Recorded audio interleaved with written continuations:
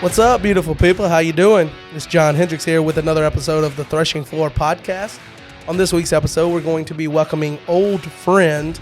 It's been a while since we've had him on, but we're going to be welcoming Brad back to the podcast to talk about his experience with the Lackey Grand Prix, coming in second, just falling short there at the end in a matchup with Josh, the defending Type 1 champ from Nationals this past year.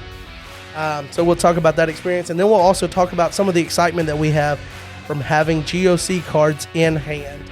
We've got them in hand, kind of give our initial reaction to the physical cards, how they turned out, and some of the abilities now that we know what they are.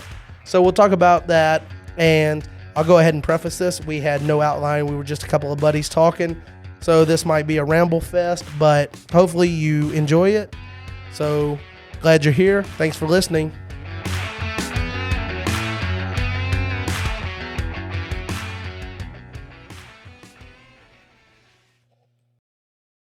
All right, thank you for joining on another episode of The Threshing Floor. John Hendricks here, and we have our partner in crime back. It's been a few weeks. I think right after Christmas was the last time you were on. What's up, Brad? What up? Glad to be back, as always. And for those of you that did not see the finish for the Lackey Grand Prix, Brad is fresh off of getting second place in the Lackey Grand Prix. He went up against Josh, who is the reigning Type 1 champ from Nationals this past year. And it was an entertaining game, but Josh got the best of him. How did you enjoy the Lackey Grand Prix, Brad? I actually really enjoyed the Lackey Grand Prix. It's cool that you can always look forward to playing one game every week and against somebody new. So I had some lucky games, I'll say. Probably some games I should have lost, but ended up where I was. But all in all, it was pretty fun, and I'm glad everybody that decided to play did. And I hope anybody that maybe didn't have the finishes that they wanted to will come back and play again. So. It's easy to get a messed up hand or a messed up game on Lackey. So, yeah, and you can just guarantee that if you get a Emmaus Road and you shuffle it to grab a star card, it's going to be one of the next cards you draw. Lackey is – I have a love-hate relationship with Lackey. I think most people do. If you play delivered, you're getting an open 8. Yes. Everyone is going to discard your top card in the opening 8. But Jay did say that he is working on refining some of the rules and guidelines for the Lackey Grand Prix, and he plans on posting a sign-up list for the next run of it by Saturday. So that's his deadline he gave himself. I'm not putting him on a deadline, but he did say he's working on getting another round of it going. So make sure you sign up, because playing against people that you don't normally play allows you to broaden your deck building, I guess, so that you are thinking about other deck styles and other player styles versus just what you always play. And it's also the reason that some of us really stink it up in the Lackey Grand Prix, like myself. Although I didn't do that bad, I don't think. I had a somewhat competitive game against Joe Schaefer, and then I won a game against I know a guy, and I had a bye week, and then that first week I lost to Josh 5-1. So apart from that first week where I didn't feel like I was competitive because I didn't show well, I also didn't draw an evil character, which I think a couple of other people mentioned that was an issue with Lackey that I don't think really comes up when you're running 9, 10 evil characters in your deck, but leave it to Lackey for that to be an issue. Yeah. And just to go off of that, I think I played 2 people in the first 4 rounds that I'd never played before. So those are people I got to meet, talking over the Discord, and also, just playing for the first time. So had no idea what they were going to play against me. That's always, interesting. Like when you play against somebody, you kind of know what they're going to play.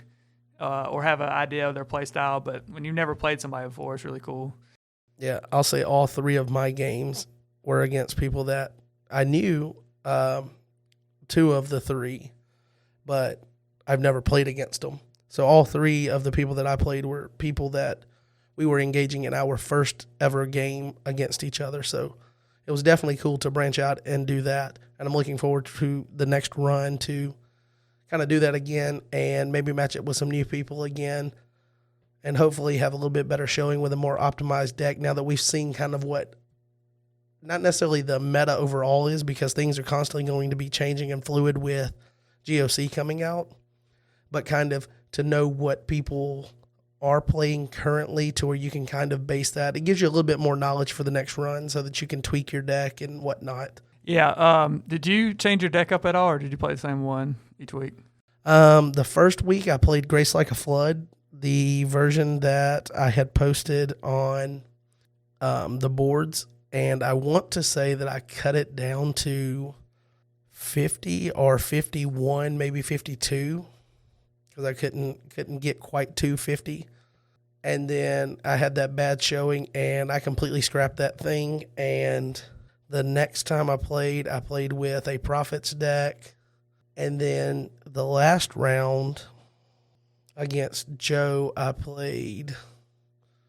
What did I play? I played a version of Josh's deck that was based off of the list that he posted early on when he created that Marry, Protect, Zerubbabel type thing. And it was not, I wasn't throwing in the towel or anything, but I just wanted to test how that deck did, how it functioned, things of that nature. So I was mostly just testing things. I wasn't worried about raw wins and losses after the first week. It was more so using it as a chance to test some things out. So I kind of bounced around. I played a different deck each game. Yeah, and that's one of the things that are so unique about the Grand Prix, and probably one of the things that's such a draw. Is not only can you play a different deck, you can change certain things in your deck from week to week when you see there's a weakness, or you see like, man, I wish I would have had this, or you see somebody play a card or a combo that you hadn't seen before, and you may want to incorporate that too. It's kind of cool. Yeah. So, are you attempting to keep your deck knowledge completely concealed? What do you mean? Well, I don't think you've shared a list on the boards of your deck at any point. And it's the same deck you've kind of been playing for the last year and a half now. Not to call you out because it works fantastic. But I was just wondering, now that it's been recorded a couple of times, is there an intentional effort to keep that concealed as best you can? Or for people that don't know what you were playing, are you willing to share what you were playing and kind of talk about your deck? Like anytime, for instance, like Jaden asks to record or something, I'm like, yeah, let's do it. I really have nothing to hide or anything, or not trying to keep it secret or anything like that. I don't think a lot of people have my same play style, so I just haven't thought that maybe it was interesting enough to post. Because I was actually thinking about this on the way over here, like what kind of player I am, and what I kind of go for. And I would say that I'm not as much a combo player, because I can't find combos like a lot of people can necessarily. And a lot of people gear their deck towards those things, to really wreck your opponent. I'm more of a, how can I make this the most efficient, is what I go toward. And so I just like constantly, I'll change out one or two cards, see how those work, then come back. Okay, I hated how that played out. What's better? Is there anything that can just add a little more consistency or a little more efficiency? Make sure I have exactly what I need when I need it. And also, can I keep the opponent from, getting what they need when they need it? It's kind of what I go for. And so, yeah, I mean, that's what the whole deck is built around, is just having, being able to get what I need when I need it, and getting it out there. No matter what kind of top 8 I get, pretty much, unless it's like all forts and dimes, which is not going to happen pretty much. But, I guess it could.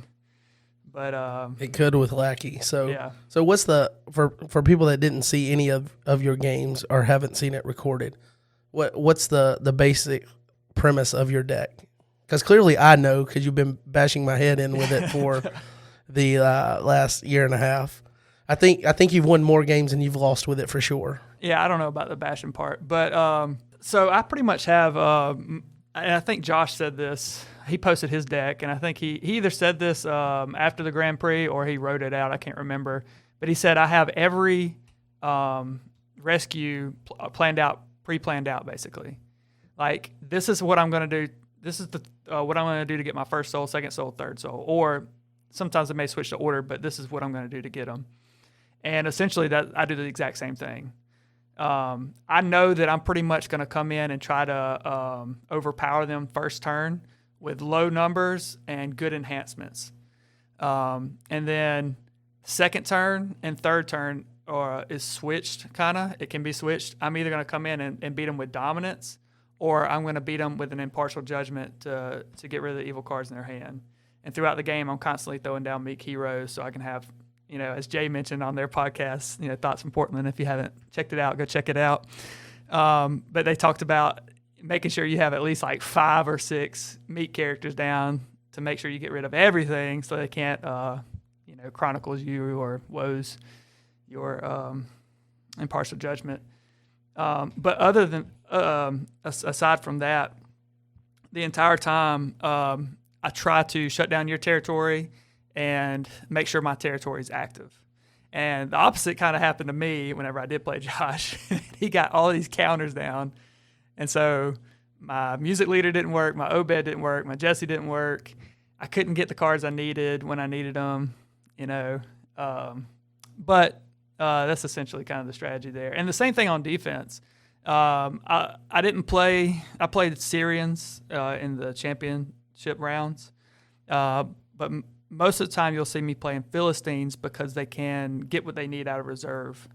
And I like the fact that they can equip and exchange and pull people from out of the deck and all that stuff. So. And you said that you switched it up for the championship rounds. Do you think you would have had a better outing with Philistines against Josh? Hopefully. It's his deck in particular, probably yes. I don't know that the Philistines are outright like better than Syrians per se. They're both good in their own aspects. The Philistines can really be shut down if they're being prevented before battle, which is a problem. But what they're really good at is having the right stuff in reserve to be able to grab. Whether it's a negate or a discard or, getting rid of certain things that they need. And then, of course, they have like Goliath and things like that really give people trouble, especially if they have – a lot of people are playing Storehouse again. I've noticed that. I don't know if you noticed that in your games, but between Storehouse and Ark of Salvation's coming back as well. So Goliath has gotten a lot better to get like almost an auto block for a lot of people. So yeah, I think I noticed it on the new Herod's Temple from Phase 1. It's another one of those setups to where Goliath is going to be pretty strong because it protects gospel heroes in territory from harm. So when he withdraws all and allows you to present a new one, you can't present from territory because that would be considered harm because it's coming off of an evil ability.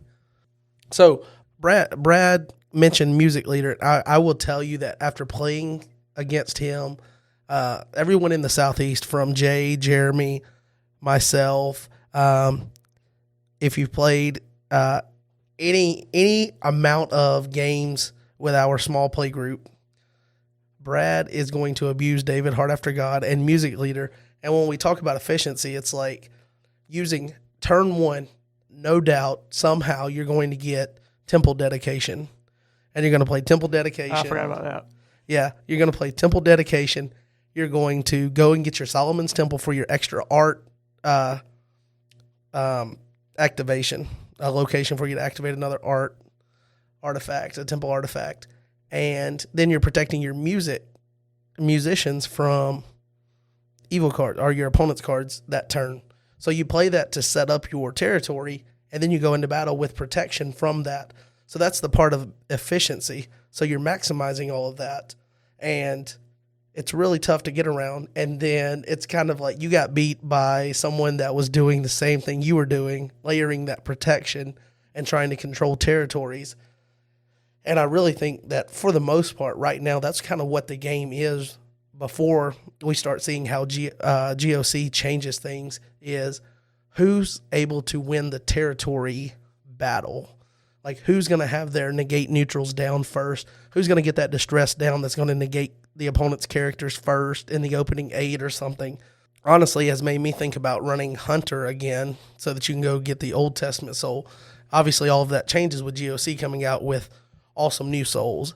But, like, currently the way it is now, before we get into GoC, it's really important to try to have that distress established before your opponent can play one of those negate neutrals to lock you down and then play their Jesse, because everybody that's playing a negate neutral, no matter what you're playing, you're throwing Jesse in there just because you can use Virgin Birth.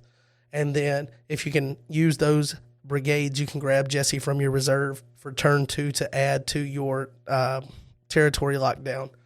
So it's really a balance game. It's like 2 different games. You're balancing what you're doing in your battle phase, which is, kind of pushing you towards your win condition or letting your opponent get the advantage there. But simultaneously, you're trying to win that territory war. So it's really 2 games in one, because whoever is winning the territory is usually winning the battle for the most part past turn 1, because if you've locked your opponent down, then they're starving for resources while you've gained some resources. So by that second battle, you kind of know who's in control. So especially if you get like Golden Calf is still so good, and a lot of people are playing Confusion of Mind too, which is equally as good. But to restrict them from playing enhancements and negate their territory class characters, I mean, that's if you get that down early and the opponent hasn't drawn anything to get around it. I mean, even if they have their negate neutrals down, they can't play it, because you're negating them. And it's a huge advantage for sure. Yeah, and Babel is also one of those that's coming back. So you end up with 3 biggest counters right now, I think, are the fact that you want to restrict the territory class enhancements that allow them to get to their territory class characters. With Golden Calf, you got Confusion of Mind because it's CBN, makes them discard things from their hand resources, or you're negating their heroes, CBN. And then you're also seeing Babel kind of on an uptick because it can come in as a fortress and negate their negate neutral territory class heroes. Which, I mean, right now, if you're not playing one of those in your deck, you're kind of behind the 8 ball already. Even if the brigades don't match, you got to find a way to fit one of those guys into your deck, I think, in the way that the game currently is. So all things considered, I think the Lackey Grand Prix was a success, and I enjoyed it, even though I didn't do much winning in it. But I'm looking forward to the next one, and I think that there's value. Even in losing, there's always value. So it's not just not wanting to play because you don't think you're going to be competitive. You can gain information that's going to make you a better deck builder. It's going to allow you to optimize decks a little bit better. So even if you don't think you're going to be competitive, there's something to be gained from playing games against people you don't normally play, especially when those people are really good players. Like, I would consider Joe a really good player and Josh a really good player. I mean, Joe didn't play at Nationals this past year because he was judging, but Josh won Type 1. So getting to play those 2 guys in my 4 rounds was fantastic. And you get to kind of see where your skills line up, and you get to identify areas where you need to be better. And I've identified some of the areas. I know that personally I'm good with coming up with deck ideas and strong themes and card interactions that I want to exploit in a deck. But then the optimizing that comes from playing that deck over and over and tweaking things, I'm not so good at that. And the only way to get better at that is to play games. So make sure you sign up for the next Lackey Grand Prix, and everyone can get something out of it. And it's more fun for the community when more people participate. So hopefully we get a ton of participation on that. So we'll roll over here to the main point tonight after our big discourse spiel there. We had been opening every episode talking about Gospel of Christ and recent spoilers that had come out. That is no longer the case because we are not worried about spoilers anymore currently, although as soon as Phase 2 spoilers start coming out, we'll get back on that and start reviewing those. But as of now, I'm going to tell you guys that I have enjoyed this past week because I have opened 3 boxes of phase 1. And I'm not saying this just to hype it up, but these cards look fantastic. I really do like the way that this set looks now that we've got the cards in our hand. And it's been such a long journey to get these cards in our hand, to where, I mean, when I think about like when Gabe was on the podcast several weeks ago, and he mentioned that Gospel of Christ was kind of something that God laid on his heart to show that the Bible is all about Jesus, God's Son. And that started coming to pass with the Fall of Man set. Then it went into Prophecies of Christ, and then Lineage of Christ, and now Gospel of Christ. And just knowing all of that journey and all of the work and things that the team of elders have put into it to put these cards in our hands, dude, it's awesome. And I think this set looks like loads of fun. I do think that it's going to change completely how games interact now. There's going to be a ton of interaction with the, I guess, resource manipulation, whether that's in the reserve or in the deck. I think there's going to be ways to manipulate that. And there's some really awesome abilities that we've got. The artwork on the cards look great. So I am 5 complete cards away from finishing the full set. I'm working on, finding some trades for the remaining cards. One of those being, I doubled up in my 3 boxes on his sacrifice, so I do not have Authority of Christ, and then there's 4 other cards. So I mostly have all of the cards here, and I've got them stacked. I've got them sleeved up in penny sleeves because that's what I'm doing with all of my cards, just to keep them from getting too messed up, thumbing through them and all. But first impressions, I am absolutely thrilled to have these cards in my hand, and they look fantastic and like a ton of fun to start actually constructing some decks out of these cards. So Brad, you opened up your box, and you've got your start towards your set. What is your first impression of the cards? Yeah, I'd say first impression is kind of like yours. I mean, these are just like, you're looking at the cards, and even if you don't like the game for whatever reason, you gotta like the art. Playing with them, they look better, and pretty pumped to start like looking through. Just having one box, it's still a little hard to tell like everything. But from what I've seen, I like what I see with some of the interaction. I will say, like, when they were posting spoilers on the spoiler page, I was always trying to keep up with what they were posting and stuff. And it seemed like every card was just like I felt like every card in the set was going to have a draw ability or reserve ability or something like that. And it just seemed like, oh, man, like this. It feels like you're going to both – you and your opponent are going to run out of cards after, like, 2 turns is what it felt like. And so I didn't really know if I was going to like the set, if it was going to be like that. But now that I've had a chance to actually look through all the cards kind of as a whole, I can see that that's not necessarily going to be the case. And there's no way to really put all those cards in the same deck. It's kind of like other sets and other things have been like you're going to have a couple of those power cards, but you're not going to be able to get all of them, at the same time. So I think it will be balanced. And now it will be interesting, and I won't be able to do this. I'll have to steal from other people, but especially because of early church and sets like that, I'm not as familiar with. But some combos from using this set and other cards from older sets is again not going to be something I'll be good at, but hopefully I'll be able to steal a few things from other people. Yeah, you just got to watch Redemption with Jaden. He'll show you what to do. Yeah, and pretty much. You just pilot it up. I mean, I'm pretty sure he's like, if I had to guess, he was the one that made Impartial Judgment meta relevant. I don't remember people playing it before he like really started getting it off and showing people that you could get like 5, 6, 7 cards, wipe their hand out. But yeah, I think when he played it in that online tournament with Post Exilics, but I think it was always going to be used, and I think he was just kind of one of the first ones to kind of, I don't know. We have a small community, but the term that normally would be used here is he was the first one to like take it mainstream. But I guess he kind of took it live stream, maybe you could say, because he put it on Redemption with Jaden, even though it was recorded on the tournament and then posted later. But I think he started showing people how easy it is to get the numbers high enough to pull it off. And to do it before your opponent blocks. Yeah, and then awesome things, allowing it to happen pre-block is crazy.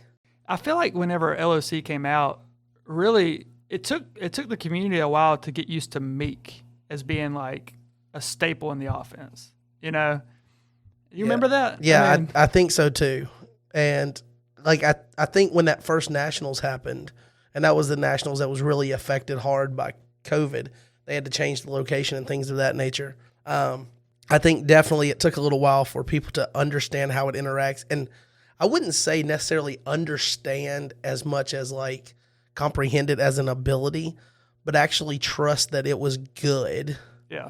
And now you see like Josh winning the Lackey Grand Prix with a deck that's built primarily around Meek protected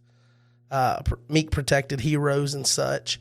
And I think it was too easy without rotation to just grab some of the stronger heroes like Jehoshaphat, David Outcast Refuge, throw them with Ishmael, that type of thing. And just go right back into, it's Throne. It's just even better than it's ever been because you've got all these linchpin heroes that came out of LOC that replaced anything like that was kind of like you had to work it in to make it fit to where like that was just the natural reaction was to take it and make a theme that people knew and make it stronger. But now that rotations happen and you've seen it, you even saw it last year without rotation before it happened, leading up to last Nationals. But of course that was kind of warped by Love at First Sight. But Love at First Sight benefited from Meek, from having the ability to go with your David, search for your awesome things, and play. Creation. No, you use awesome things afterwards. You play creation off of hidden treasures. The stupid card. The card is named after Love at First Sight. Duh. So you would play awesome things to do Love at First Sight before they got to block, so that it all happened pre-block, and they couldn't get dominant initiative. So, I mean, that was a staple of the Love at First Sight deck. And then I think coming off of that, people started to use it more. And again, I don't think it's just understanding it. I think just realizing how strong of an ability it is.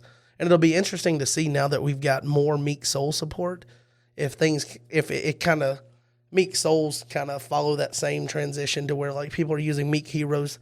It took them a little while to come around. We had Meek Soul support come out in LOC, but it wasn't strong enough to make people play it per se.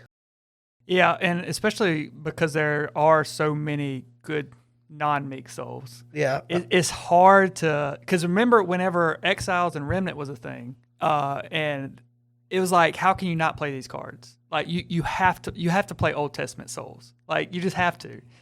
You got to play Hunter, you got to play Exiles, you got to play Remnant, and then Distressed and some of these other ones. And so I think that was one of the things that killed the Brown defense in LOC because all in all, the Meek Protect Soul defense in LOC I don't think was bad. It could have been a lot better had people played it more. But it's just so hard to give up the abilities on some of those souls. Yeah, and the design team did not make it easier with GoC souls, but there's a ton of benefit for playing Meek souls now to where it's like, it'll be interesting to see if people go ahead and take that leap of faith and give it a try, or if they do kind of like what Gabe posted on the deck that he shared earlier today. So we're recording this on Monday night. Earlier today, he posted a test deck that had all phase 1 cards or nothing from phase 2, phase 1, and he's using one Meek Soul to try to gain some of the benefit, but not going all in, giving up, because it's really hard to give up a soul like Undesirables out of the new set. And if you guys have not seen Undesirables, think Morning Weep turned into a soul. Yeah. It's really good. I don't see anybody not playing that soul pretty much. And also, one thing I did notice is there's not a whole lot of like Meek Soul unity like there was with like Solomon or somebody, you know, like where all your souls had to be meek. There was a few cards in LOC, I can't remember them all, but they required unity. Yeah, the dominant did too. Or even, like Led Astray. Yeah. So, but so many people are playing Meek now, and even in LOC, it started becoming the thing where it's like you didn't even want to play Led Astray because you might got, except for Meek heroes, you can't withdraw them, I don't know if that'll become a thing or not. Yeah, I don't know. It'll be fun to kind of watch and see how the Meek souls are, taken in by the community overall and whether people start testing it out. I do think that seeing some of these test decks is going to help jumpstart some deck building for the community once they have cards in hand. I know we don't have the official Lackey plugin with GoC cards, but there is a beta version available that the Zombie put out, I think. And so you can actually build some decks in Lackey, have the deck, and then once the official plugin gets updated, you can move that deck list over. So there is opportunity to start interacting with the cards, even if you don't have the cards in hand. But guys, when you get these cards in your hand, they look phenomenal. Let me ask you, Brad, do you have a favorite card from looking over the set? The abilities came out. You could look them up. They're on your turn games, 3-line games, card images. You have cards in hand. Is there a favorite card that you have from the set? Okay, so I'm just going to go with a couple here. And to be honest, I haven't had a chance to really study the set in depth. I just haven't had time yet. But I remember just like kind of opening and reading through. A couple that really stood out to me were Gyrus and Gyrus's daughter, mainly because I got a lot more gold, it seems like, than I did like purple or clay. And so I was kind of looking through them. But the Samaritans with the woman at the well and Samaritan water jar and things like that. But the fact that both those cards have a star ability to reserve the top card of a deck is pretty big. And Gyrus's daughter can go back onto your deck in battle. It says you may top deck this hero to toss the next evil enhancement, which is pretty incredible. It's a CBP ability. But if this hero is defeated, you can top deck her instead. So you can top deck it either way. And then when you draw it next turn, you're reserving the top card of their deck again, along with any other reserve effects and stuff that you have. So I think one thing you said earlier with this set being, resource manipulation, whether it's from their deck or whether it's from their hand or territory or whatever, that's going to be big. And it seems like it's going to be a lot easier to do, especially like you can kind of like the mill decks in a way.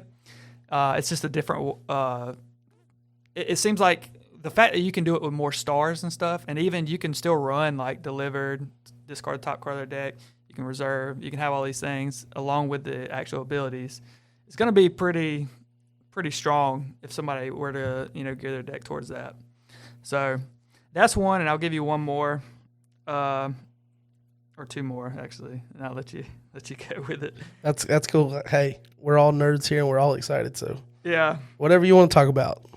So this one is one that really stuck out to me because it's kind of like, what was the Daniel card that was white and silver? Daniel's Prayer? It was the one that protected lost souls and... Faith Unbowed? Yeah, Faith Unbowed. So this one's kind of like that. It's territory class. It doesn't have to be played on Daniel, though, or a Daniel character, which is a lot better. But it's called I Am He. It's a 7/0 purple territory class enhancement. First off, you can look at a hand or reserve the star ability, which is always great. Those are the ones you want to have in your deck. I'm big on star abilities, by the way. Like sometimes I will put a card in my deck just for the star ability over another card that might be even a little bit better. That's just me, though. But the actual ability, you can reveal a good dominant from hand to protect lost souls from evil cards, which is soul protection on the evil side is really big, if you haven't noticed with Pharisees and Sadducees. And disciples from harm. So it's like you can go in with the souls protected and your disciples protected. You can just go in with a lone hero and then use a banding ability to overcome them or whatever, or transfiguration, and you don't have to worry about your hero dying basically. So go in with Matthew the Publican. Go ahead and draw 15 cards or whatever it is. And then he's protected. You ain't even got to worry about banning. And then you'll have what you need to be able to win the battle. And that card, I mean, I think it's a common, but this has been one of my favorite, if not my favorite, offensive enhancement that I've seen. So the last one I will point out, as I was just kind of looking through, is Kingdoms of this World. Each upkeep, you may play a Lost Soul from a deck to play an evil character from deck. So it's got to be your deck, which is fine. If opponent plays a dominant, you may underdeck a hero. So if they're in battle and they Angel of the Lord you, and you have this down, you can underdeck their hero in battle. Like, that's incredible, to get past that type of stuff. So a couple things I just noticed right off the bat that I will try to be incorporating in my deck build. Yeah. One of the enhancements that I really like is, and again, it's a common, which Chris, when he was on a couple of weeks ago, or a few weeks ago now, time's just flying by, but a few weeks ago we talked about building your play group kind of from a small, humble beginning and what to invest into. And he was like, just get yourself some commons, because you can build really strong decks out of commons and decks that engage new players and things. And the commons from GoC are absolutely bonkers.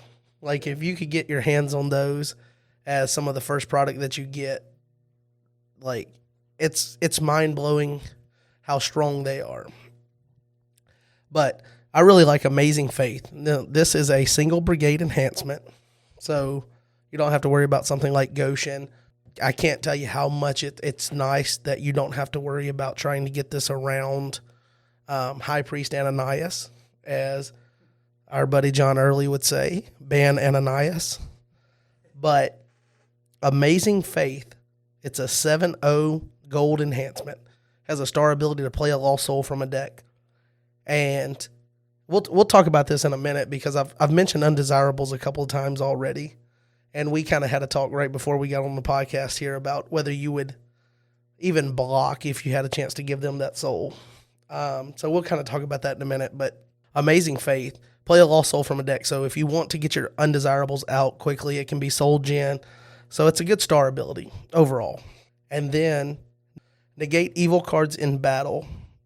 This is the ability. And then you may take a good dominant from deck, cannot be negated. So if they have a band of heroes that cannot be interrupted, cannot be negated, you can play this card, negate that, and then go and grab a dominant, potentially like an Angel of the Lord, to take out a lone evil character if you can negate a band, undo some things. But the fact that it negates evil cards in battle, so not just an enhancement, but the characters as well.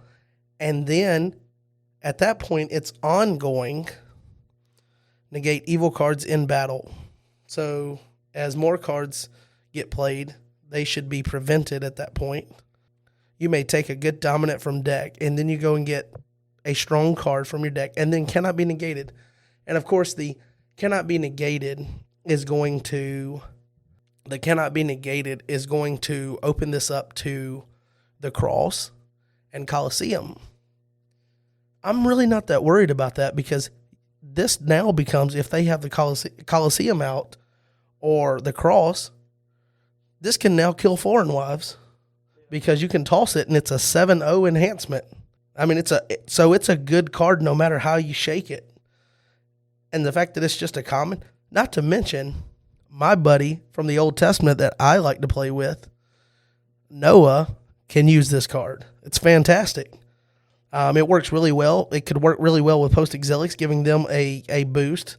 Not that they really necessarily need a speed boost, but being able to go and grab a dominant off of a negate, another CBN negate that doesn't require Meek at this point. Like By My Spirit requires a Meek character or whatnot. It's a really strong card, and it's just a common, and I absolutely like it. So I like that one. And you mentioned Matthew the Publican. And I mean, I guess we've got to talk about him, right? I thought Thomas the Twin was kind of bonkers when they first shared him. And then Matthew the Publican was spoiled. And I didn't talk about it too much because I wanted to see like what the whole set was in its entirety, or phase 1 at least, before worrying about whether the power level on one card is too much. But Matthew the Publican looks like a fun card. And I'm already partial to Matthew the Publican for very vain reasons. Have you watched The Chosen? I watched season 1 and probably half of season 2. Okay. For some reason, I'm gravitated towards Matthew in The Chosen. Like his story about, like making a decision for himself and then being outcast from the rest of his fellow people, kinsmen or what have you. So he's kind of an outcast, but Jesus, is sharing. I don't know how far you got into season 2, but he's kind of, pulling him to the side and doing things with Matthew so that Matthew's writing his record for what would become his gospel. When I was in school for a little bit of like theology type things and studying the gospels, Matthew was, the way that he wrote his gospel, as you could tell, he wrote it to try to prove to the Jewish community that Jesus was the promised Messiah. That's why there's all these callbacks to see this scripture, he fulfilled it. See this one, he fulfilled it. And it's like trying to prove that Jesus is the Messiah. And I think in the show, it kind of, in The Chosen, it not to go on a tangent here, which obviously I already am, but like I think he's a good actor, the guy that plays Matthew. And you can kind of see that role developing, which is going to show that he needed to show, first of all, he doesn't feel like he's necessarily worthy or whatnot, but then the way that he wrote his gospel and the way that it came out is kind of trying to prove to other people, see, it is the true Messiah and whatnot. And so I just really have an affinity for his character in the show. So I really like that. So I'm excited to play with it. And it's really cool that it's got a strong ability. Is it too strong? I don't know. You may convert this card to meek or reveal a good dominant from hand. If you do, you may reveal opponent's hand, draw X, cannot be interrupted. Now, it's not regardless of protectability. So if you have hand protection, you know what I mean? Like you got to work around that. But with this card, I don't know that I'll ever not play Humble Soul again. Humble Soul is almost a staple because it's a modifier. You can't negate it. It comes in clutch so much. You were talking about Philistines and how strong they are. Well, if you have Humble down and you're not being prevented in the battle phase, then everything that cannot be interrupted, Humble makes it CBN basically because it can't be prevented by your opponent based on card advantage in hand. And this guy, if you get him off with Humble, making sure that he cannot be prevented, they can't stop it afterwards. And if you can draw up to, I think there's 7 evil brigades. Is that right? And there's 9 good. So that's 16. You could draw hand limit with this guy. So you could come in with 0 cards in hand and potentially draw 16. That's absolutely bonkers. Do you remember any hand protection in the set offhand? I am not sure. I do know that you have Crowd's Lost Soul, which is a New Testament Lost Soul that you could play with New Testament Soul Unity, but I don't know about directly from the set. Yeah, I was about to say, I think Crowds is probably going to be one, but the thing is, with all these forts and stuff that are coming with GoC, plus all the other forts you have, I mean, how many people are actually going to find a spot for a storehouse or something, It's I don't know. It might be mandatory based on all the reserve power that gold has and some of that stuff, but I don't know. It seems like if you get Matthew in battle, I mean you're pretty much going to at least see their hand, and then who knows how many you'll draw. Yeah, I mean I can't, with it being good and evil brigades, so because it's and just no brigades. I honestly don't see any way you don't draw at least 5 there.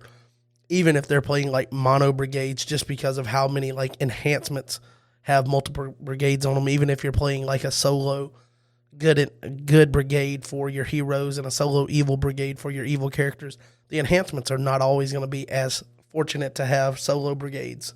Which kind of poses a question too. I would assume that people like Matthew, if they were in their hand, would count for 2 brigades. Since it's purple, or could you only see one? I think it counts. It counts as 2 because it's a dual icon card. I would think so. So it sees too. both icons. And same thing for like Judas. You know, even though he's a good character and an evil character, you would think that would be 2 brigades as well. Not 2 brigades because the 3. On the evil side, he's crimson and orange. Which is cool. Yeah. So, Judas is actually, I get it. I get that he's such an important piece to the puzzle that they had to make him with something that would be at least playable. Like, I mean, I think. But they built him to a way to, like, I want him in my deck more times than not. I think every time I look at him, I'm like, as a hero, he's really good because I'm able to take things from their deck or their hand or whatever it is. He like takes an artifact from your opponent. Territory class, yeah. Yeah, territory class hero. And then draws 2 when you go into battle. And then as an evil character, he restricts dominance. So you can't play your dominance, and then bans to a demon. So restrict and ban to like Red Dragon. Yeah, Red Dragon. King of Tyrus is not going to be quite as good. No, now. because of he's protected from OT, but restrict dominance and then Red Dragon, restrict dominance and then Serpent, restrict dominance, and there's a plethora of demons that are going to be coming out in phase 2. Is the Serpent a demon?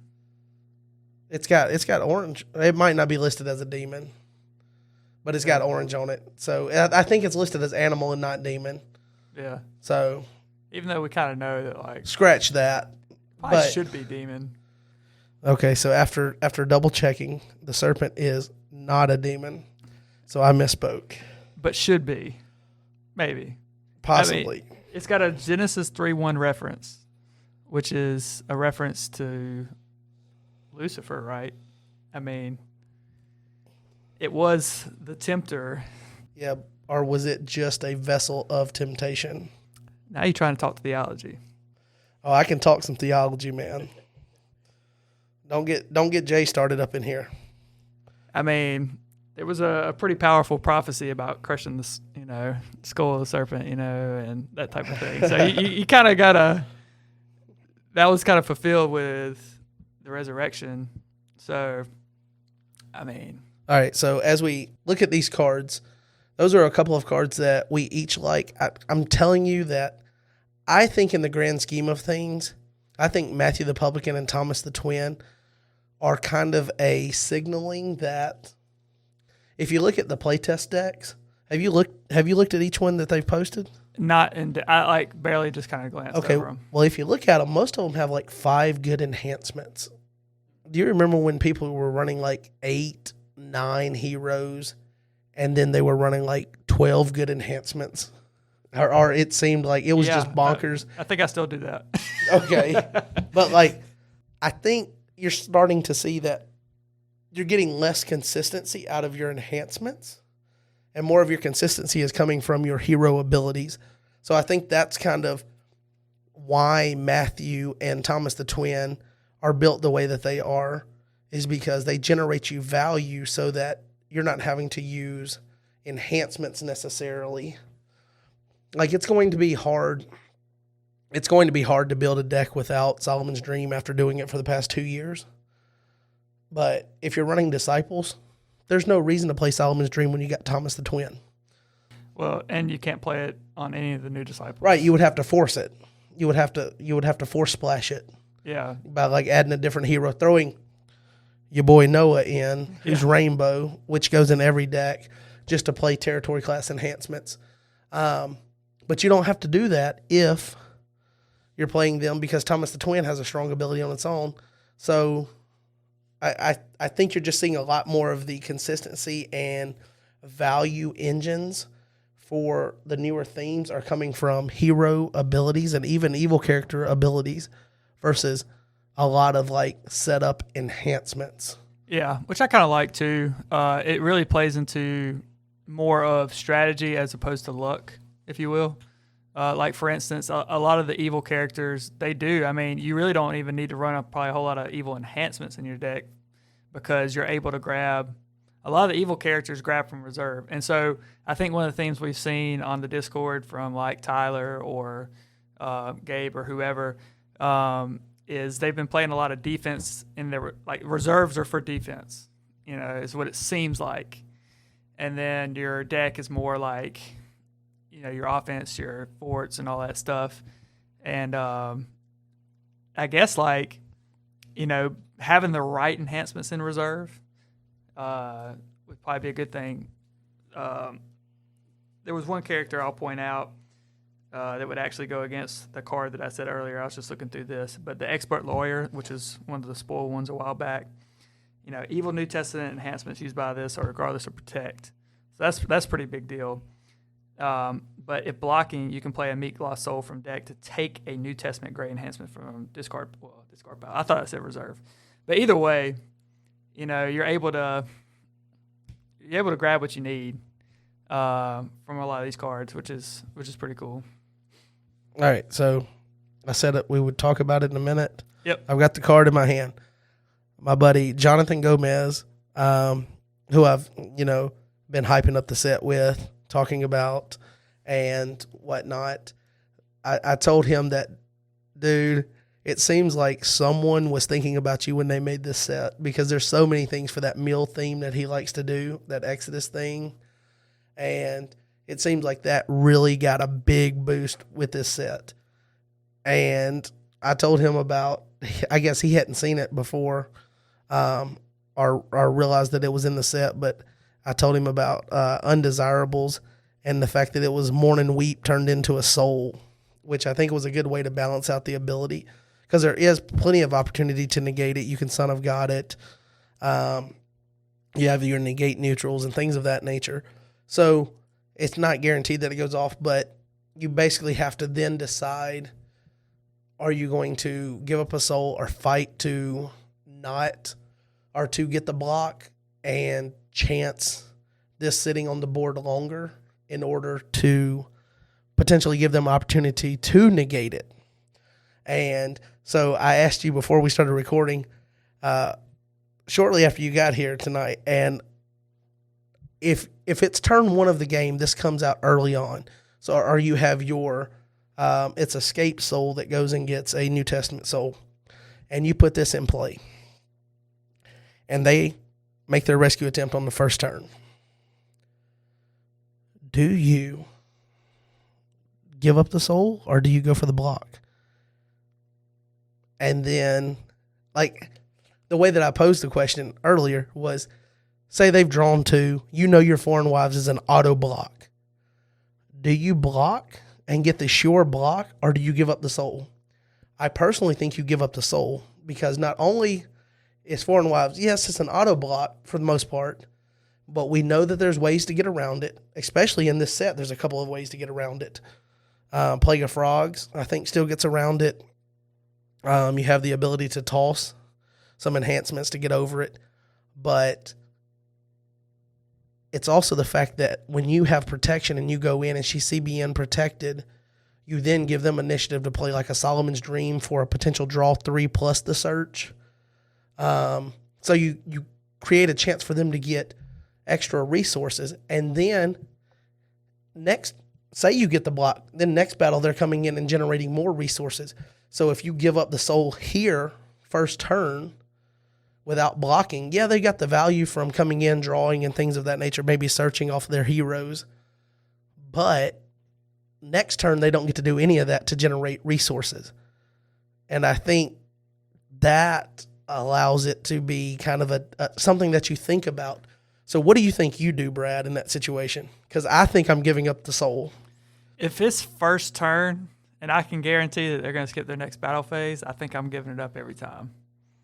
I mean, I think, especially because if they go first and I get my draw 3 on, my first turn and all that, I mean, I think I'm giving it up and just like collecting resources to be able to block. Because not only do they not get to attack their next turn, but now you have all these resources in your hand. You're ready for whenever. Hopefully, you build a good enough defense that you'll be able to block. So, yeah, I'm with you on that. I do think also it's the fact that if you let it sit on the board, they're going to find a way to negate it, or they're going to get to their Son of God and burn it. If they're opening 8, you see that down. Let me ask you this. If you're rescuing and the opponent has it in their territory or their land of bondage, first turn, do you make a rescue attempt? Yeah. Or do you try to get to your Son of God on your first or second turn and you swing and skip the next battle phase? I couldn't not rescue it, if that's what you're asking. Like, no, I would have to rescue it. Because so you'd rather get that first rescue without you having your draw 3 instead of skipping that one and then trying to get it next turn? For me personally, yeah, because again, you're not guaranteed that you'll still have a way around it, especially since you went first. You're only drawing 3, and just depending on what kind of draw power you have. But essentially what you're saying is, well, I'm skipping my battle phase for the first turn.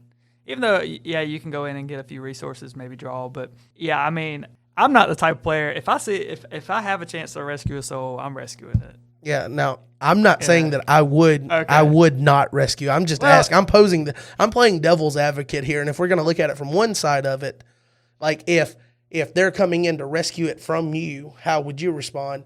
And then I think you've got to flip the coin over and at least look at the design on the backside and see that if they have it in their territory, what are you doing?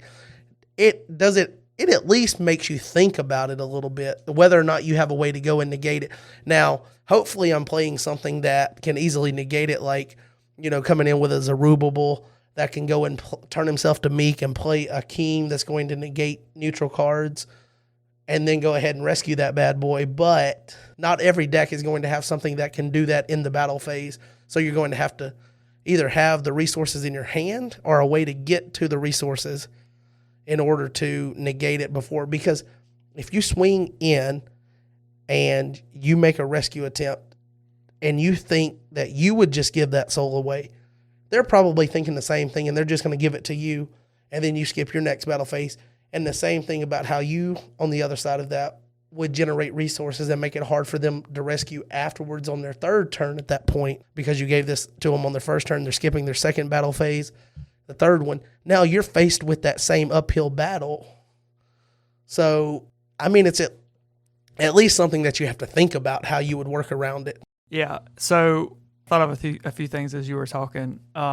First off, I almost want to change my mind on just giving up the soul for a second. I would have to see what all cards are in the set, because if I don't feel like there's a good way for them to negate that soul, I probably do come into battle if I can draw cards off my evil character, knowing that if I give up the soul, I don't care, because I was going to give it up anyway.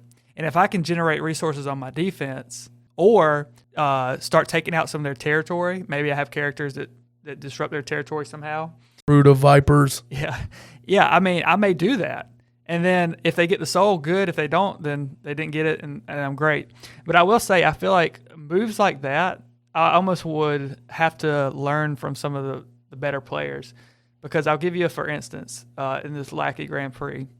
So when I played Jaden on the first game, I came in with Music Leader, and he blocked me, I think, with 2-ball cane.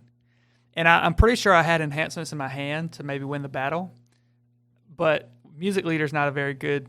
I think I had maybe a Royal Parade or something, but I didn't know what he had in his hand. He may have had some negates or something. I went ahead and just said, Angel of the Lord, I want to get this soul.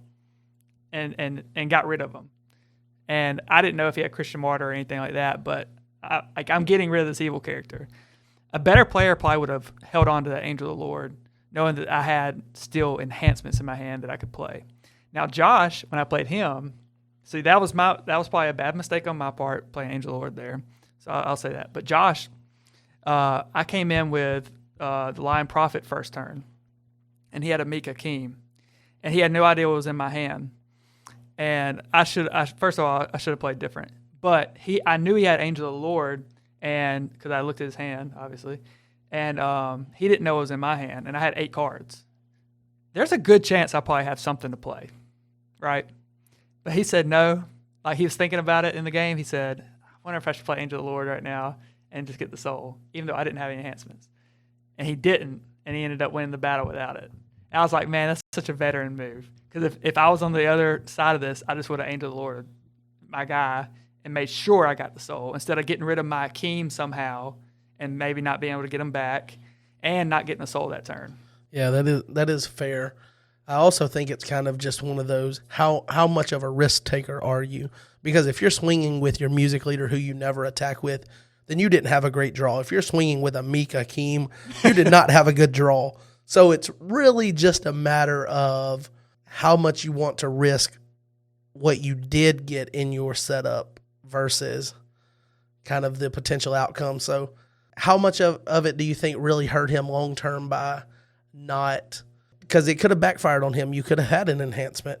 Yeah. So if I would have, that would have swung a lot of the game. So I really do think that, yeah, it's a veteran move, and the better players in the game, and Josh is definitely one of the better players in the game. It's really cool to watch them and how they like the nuances of decision making in the game. I like to call it the game within the game. Like everybody's trying to get to 5 souls, and you're trying to hinder your opponent from getting to 5 souls in type 1. Type 2 is 7 souls. But whatever format you're doing, you're trying to hinder your opponent from getting to their win condition and getting to yours. And seeing some of the, savvy veteran players and watching them play, like looking over, John Early's shoulder while he's playing a pickup game with somebody or something like that. Just the way that like they think about the game. You've seen Jay and Jeremy play each other, and you can just see the way that like their mind's moving faster than the cards are moving. And I think when new players start playing the game, and even players that are, intermediate, which is where I would consider myself as intermediate. I guess you're starting to move up a little bit. Second place in the Lackey Grand Prix. I would say still intermediate. But like, do you feel like over the course of us playing though, that now you're starting to, like, your mind's moving almost as fast as the cards are? Maybe you're thinking about the move that's coming before it happens now a little bit more than like when we used to stay up till like 4 a.m. playing every Wednesday night and just like game after game, the same couple of decks, just not really tweaking things in between, just, 2 out of 3, 3 out of 5, whatever it was, just hours upon hours of playing. It seemed like things were happening and we were trying to catch up to them as they're happening.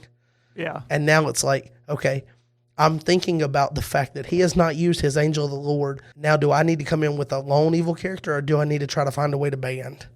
Yeah. That type of thing. I would say the thing I've learned the most, because both of us have this similar style, it's hard to break, is I got to get 3 as fast as I can, whatever it takes. That's the mentality, I think, of most new players.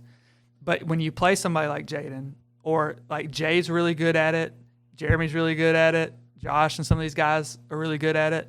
Like I remember in some of my first couple games at Alabama at the Chambers house, like playing Jay with his Flood deck. His deck is really good. He's really good about setting up fast, so that's what Flood does. But to use a new beginning at the right time, to play, like, I remember I went up against him, like, I was ahead like 3-1. And he had new beginning into Soul Drought. Yeah, he had new beginning into Soul Drought, but he came all the way back, from 3-1 or whatever, and just like it was like an incredible, like, come from behind. Like I had everything I needed, to jump ahead and win, but it was like, man, I can't believe that. And that's happened to me on Lackey. And, I will say, like with Jaden's definitely got the better of me more of the times than I have of him. And but it always seems it's the same way though. Like I can jump out to such a great start, and I can never be comfortable in a game, because I know that until I get that 5th soul, I have not won this game. I don't care what the board looks like. I don't care what's in my hand. I don't care how the game has gone. Until I get that 5th soul, I'm not going to be comfortable. But I got to get better at that long game. And I think I have been maybe just here recently, learning the end, like, even if you're behind, even if things didn't go your way and you can't get set up like you want, you can still play your way back. There's a way to do it. And the best players, the people at the top of the game, know how to do that. And so I think with this, going back to the Undesirable Soul, whether you make the decision, I think there may be some veteran players that say, no, I'm not going to rescue it. Maybe.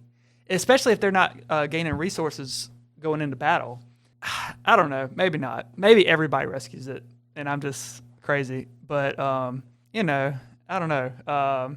That's why I said like I'll have to learn. Like right now, yeah, I'm getting it every time. But if I start seeing some of the top-notch players get it or not get it, and I see their reasoning why, maybe I hold back. Yeah, I think when you talk about like racing out to 3, how many times have we played, you and me, and like I'll get aggravated there at the end. I'm like, well, I would have timeout one because we ended up playing it out, and it would have, you know, in a casual game, it's past time. But like I'll race out and I'll have this big lead on you. Like the online tournament, the online tournament we both played in, I was up on you like 3-0, and you ended up coming back and beating me 5-4.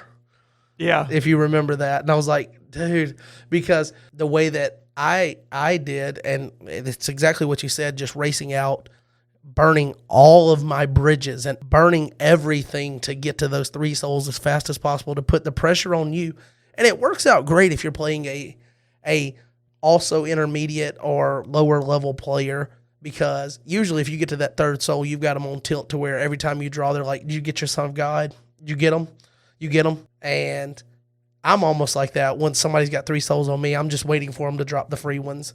But top players, they don't care if it takes them 5 turns to get to 3, as long as they're winning the tempo battle, meaning that they're going their own pace to get to 5 before the opponent. You know, if you go first, you rescue that soul, you've got a significant advantage now, especially if you get a block here, and now you're basically 1 turn ahead. And I think they're really good at playing that, again, that game within the game. And I think you could really tell it in your matchup with Josh, to go back to that when you played Second Coming to go to 3 woes. Yeah. And that was a spot you thought was critical in the game, and it was. But as soon as you used your Second Coming to not get a soul, it increased the hill that you were going to have to climb, because it puts you a turn further away from winning that you know, battle or race to 5. But it's not a race in the sense that you've got to get there as fast as possible. You just got to get there before your opponent. Yeah, that's it. You got to get there before the opponent. And sometimes you get there before the opponent by gathering your resources to play defense versus playing offense. And that's something that I know I have to get better at. And so it's definitely something. And I don't know how Undesirables really shakes out. I just feel like it's not really an effective soul past turn 1, because there's so many ways to negate it.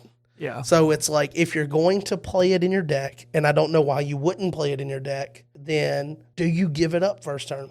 And I tell you what, this comes out, and this is the thing, now with it being completely randomized to where you roll a dice, if this soul comes out on the board on my side and I win the dice roll, you better believe you're going first. That's what I was just about to say. You better believe, homie, you're going first, because I am not.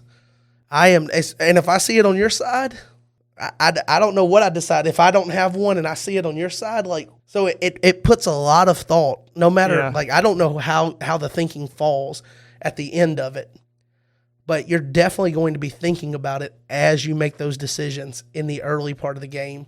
That's probably going to be the most crucial decision, is like who goes first. If you don't have a way around it, you know, you see their Undesirables come out and you're like, oh man, if I win, do I go first? Do I not? Against Josh in the Lackey Grand Prix, you actually chose him to go first. I did. And do you think that affected the outcome of the game? So funny enough, I chose Jaden and Josh. I won both dice rolls, and I got both of them to go first. It worked once and didn't work the second time. Yeah, and because he dropped all of those counters down like that, just like boom. So I have learned, and I will say I probably learned it most from Jaden, is the ability to be able to slow play a game and still come back and be confident that you can win. To not feel like you're at such a disadvantage going second necessarily. But I do want to correct the record right here too with one thing, because this just shows the level above where I'm at still with somebody like Jay, for instance. I'm gonna give Jay a shout out, okay? Because this is really impressive. But I feel like I had a pretty good deck against him. This is that 3-1 game that he came back on me on. But he used his second coming at 3-1 to go and get a new beginning. Okay, and I was like, I cannot believe, and I thought I had the game won. I was like, I cannot believe. This is back when falling away was in the meta. Yes. I was like, what an idiot. He just used second coming to go and get a dominant that's in his deck. And then it worked out like in his favor. And he completely I was on tilt at 3-1 the rest of the game, if that's possible. You were on tilt being up 3-1. Yes, I was on tilt, and he came all the way back and won. And that really So what did you think when he used second coming? What did you think?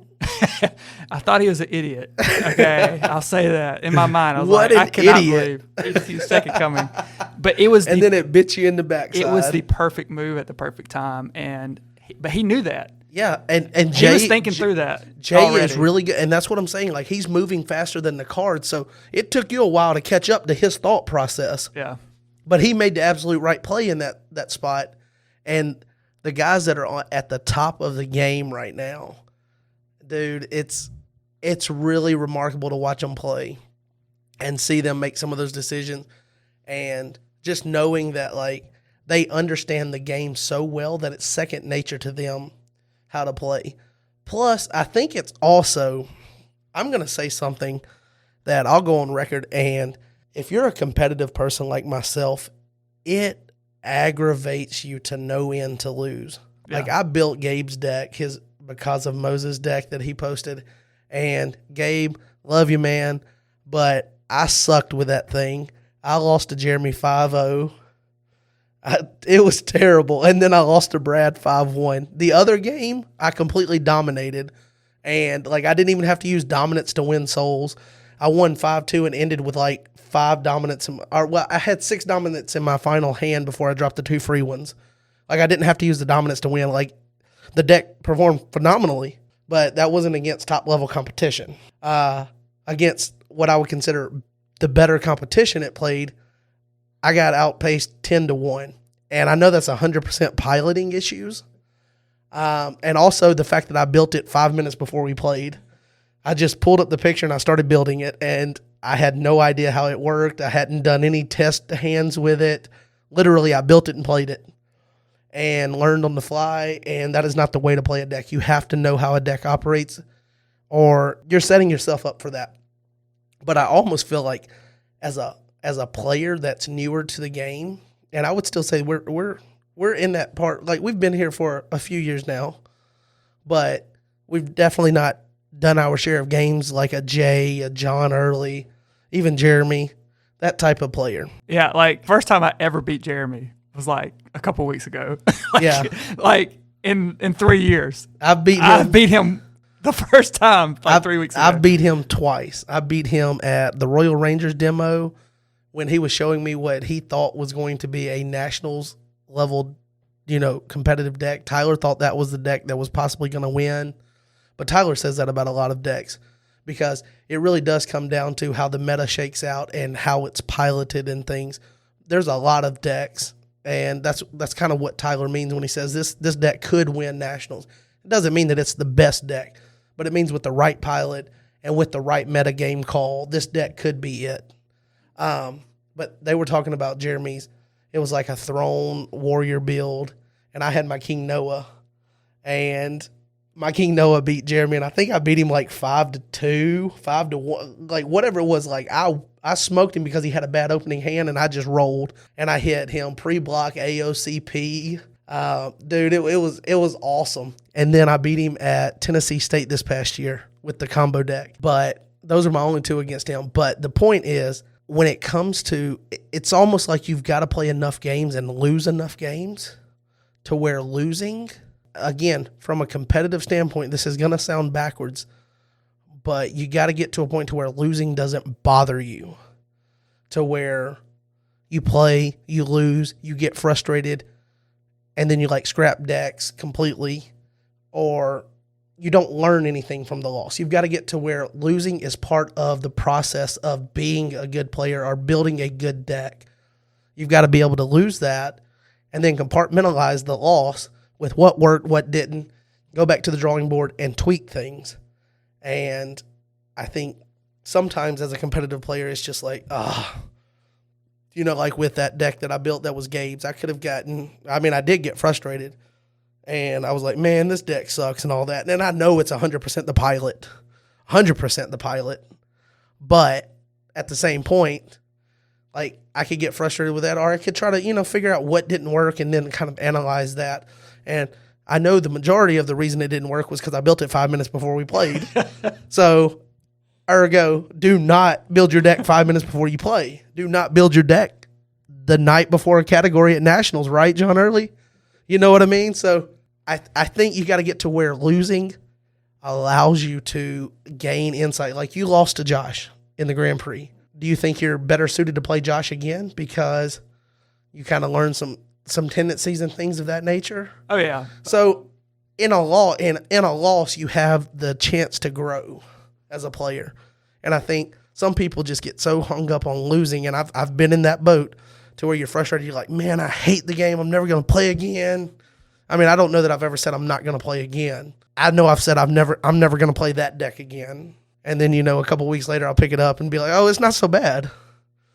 And it's all just results-based, but you got to learn to, in a bad result, find the positive and the thing that you can grow from. And I don't know how we got on that from talking about GoC cards. We started talking about this undesirable soul, and then we kind of just pigeonholed our way into talking strategy and things. John's going to get mad because he's going to be like, hey, that's what my podcast is about. Yeah. I'm sorry, bud. But anyway, so Undesirables is completely going to make you think. Like, I mean, I don't know what else it's going to do, but it's going to make you think, buddy. Like, yeah. I don't know how you play that out, but it just seems to me if you get that in your opening 8, it's never going to be as valuable as it is to you right then because they've got to answer it, and if you let it sit on the board and you don't give it to them, they get a chance to get the answer for that card. Okay, here's another scenario to think about, okay? So they win the battle. You're about to hand a soul. You play Harvest Time. You go get the soul. You give it to them. That's awesome. That is pretty cool, especially if you have a way to, like, generate some kind of, like, benefit or whatnot. Because, I mean, if they don't have something that's currently negating souls, I mean, it's like, all right, glad you won. And you can have, I mean, obviously with Harvest Time, you're setting up yourself to rescue next turn anyway. Yeah. But yeah, you just go and grab it and give it to them. They have to skip their phase. I'd be so mad. I'd be so mad if I won the soul and I'm like, all right, give me your whatever's out there. And then they go and get Undesirables and hand it to me. Oh, man. I definitely like Undesirables, though. In application, it's a complete toss-up. Until it happens to you, right? Yeah. Like, I'm the same way. It's going to absolutely make you think. And then I don't know what you do after you start thinking. I don't know what the best decision is. So, I said, I'm just going to learn from. I'm going to play. You going to watch Jaden and see what he does? I'm going to watch Redemption with Jaden, and I'm going to figure out how he gets around it, and then that's how I'll play it. Realistically, not to toot his horn too much because everybody's already tooting it a lot. But how much better of a player do you think you've gotten over the last year or so watching Redemption with Jaden? Oh, and I'm not just saying this just to be the same, but I mean, Redemption with Jaden has increased my level of play dramatically because I think about that. Like, obviously we even have 2 different play styles, I would say, like, and that's fine. I think we can all have a little bit different play style, and you probably need to stick true to that for the most part. But yeah, just the way he, obviously explains and thinks about things, I'm like, oh my goodness, like I would have never saw it that way or thought about it that way. And I've increased dramatically just watching the videos, to be honest. Yeah, I think he's a tremendous resource for the community. So if he didn't have those videos, and maybe he'll get upset about this maybe a little bit. If he didn't have those videos, I probably would never beat him, like ever. You know what I'm saying? But the fact that he's putting those videos out, not only am I growing, but you learn his play style really well. So yeah, like turn 2, you get ready for impartial judgment. Yeah. It's coming, folks. It doesn't matter. He could be playing silver. He's going to find a way to impartial you. So I guess before we wrap it up, so you've got cards in hand. I know you said you got more. You said you got more purple, or no, I'm sorry, more gold than you did purple or clay. I think. But well, it may be about. Well, yeah. Okay, without worrying about your limitations though, as far as like what you have in hand for cards, what do you think is the first like deck that you're most excited to try to build? I think the first deck I will build will probably be a gold and a gold offense with a silver defense for the Pharisee. If I had to guess, A gray defense. yeah, great. They're not angels. Great. Yeah, sorry. Great. Yeah, I think I am leaning towards Disciples, not necessarily because I think overall they're the best. I don't know if they are. They definitely look like they're going to be the easiest to put together. It looks like almost a lot of the decisions are made for you, the way that the design team made the Disciple theme. But see, I feel that way about gold.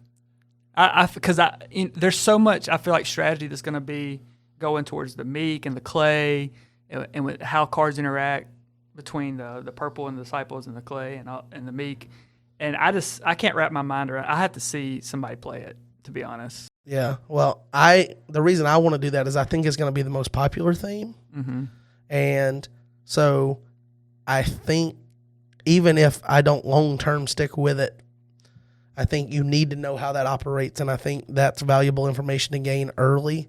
So when you see someone playing Disciples, you kind of know what the trick is that they're trying to pull off and whatnot. Obviously, we know they're trying to use powerful enhancements, generate all this card advantage with Thomas the Twin, Matthew the Publican, all of that. But then if you understand exactly how it's working, and then you can start developing like counter strategies to it and whatnot. So I'm doing it more. I want to build that more for learning purposes, of learning how to play against it just as much as playing it. So that's what I'm looking forward to building. I definitely do need to go ahead and get the other ultra rare. I doubled up on his sacrifice, so I need Authority of Christ. And then I guess one last question I'll ask you. I've got the full set of Legacy Rares right here. And Legacy Rares are cards that are pre-rotation, and they are brought into rotation by getting a facelift and put on the new card format and given a good artistic, facelift. What do you think the best Legacy Rare is from the Gospel of Christ Legacy Rares? I know there's a few of them that look really good.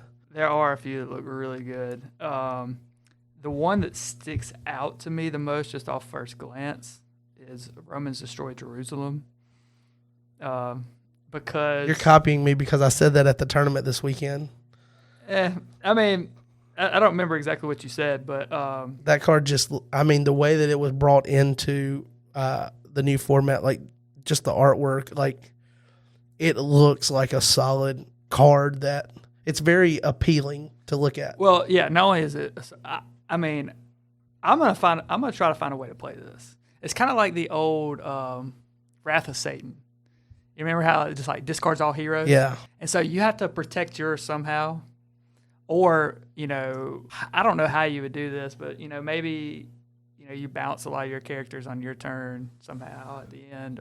Or maybe you have a bouncing enhancement, so you bounce all your characters first. You can still get initiative. You're able to play this CBN to get rid of all their heroes if they don't have protection. But I don't know. That one's pretty interesting. And, of course, like grapes. I don't know how many people will be able to find a spot for grapes with the new dominance and stuff. You got like Voice from Heaven or whatever else. It's gonna be hard, but yeah, that's probably if I had to pick one, that might be the one I actually end up playing. Yeah, I will say too that the Gates of Hell looks really good. I like it not being on the foil. I wasn't a big fan of the foil cards. I mean, I didn't like them. For a couple of reasons. They were the old style card, which, I definitely did not find appealing from an artistic look, having the ability over the artwork. But also the fact that, like, I didn't think, like, it made the artwork kind of pop or anything with that foil. And then the cards would always, like, curl or bend. I think Gates of Hell looks really good, the way that it was kind of brought back to life. And it really focuses on the artwork now without having the ability over it. So I really like that one. But, I mean, all of them look really good. Yeah. I mean, the fact that the artwork is the same, but then you see all the colors pop and just the vibrant life that it gives the artwork versus the old counterparts that was printed kind of, I think it was the printer that Rob was using, but like they were all printing kind of dark, dull colors and whatnot. In addition to, I know that Gabe and whoever else is doing artwork is kind of, touching up the artwork to make the colors kind of contrast and pop a little bit more. But it's definitely translating into the print work as well. So I guess we'll go ahead and wrap up this episode. This has been just a couple of guys from Alabama rambling. We went with no outline tonight. It kind of snuck up on us. I was planning to record something at the tournament this past weekend, and I didn't get to do that. But hopefully you guys enjoyed hearing us talk about these new cards, and it makes you want to go ahead and open your boxes, your packs, order some, invest into the game, because that's what's going to keep the game here long term, is investing into it. And this is a beautiful set to be investing into.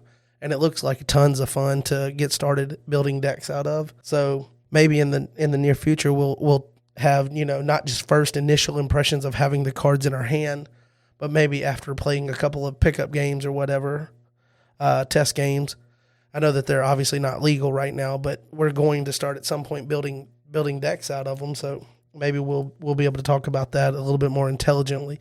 So we'll go ahead and wrap it up. Anything you want to say in closing, Brad?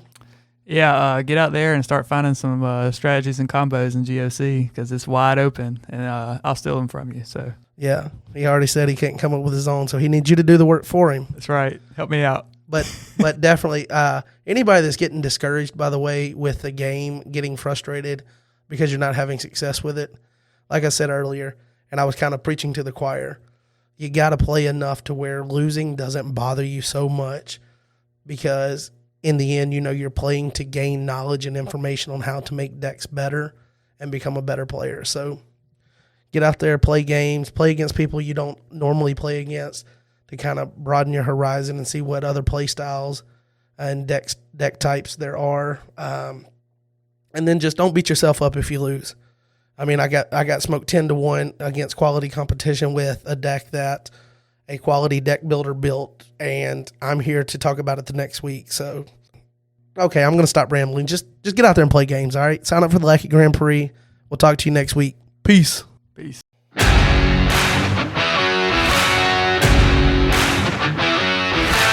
All right, that's going to do it for another episode of The Threshing Floor. I want to thank you guys for tuning in and giving it a listen. Listening to a couple of buddies just rambling about, their experience and their excitement for the new set. Want to thank Brad for coming on and talking about, the new set and specifically about his experience with the Lackey Grand Prix. Want to give a special shout out to Jay Chambers for running the Lackey Grand Prix and for all the participants. It was a successful thing in my mind, and I'm looking forward to the next one. Make sure you sign up and participate in that, and we'll talk to you next week. Peace.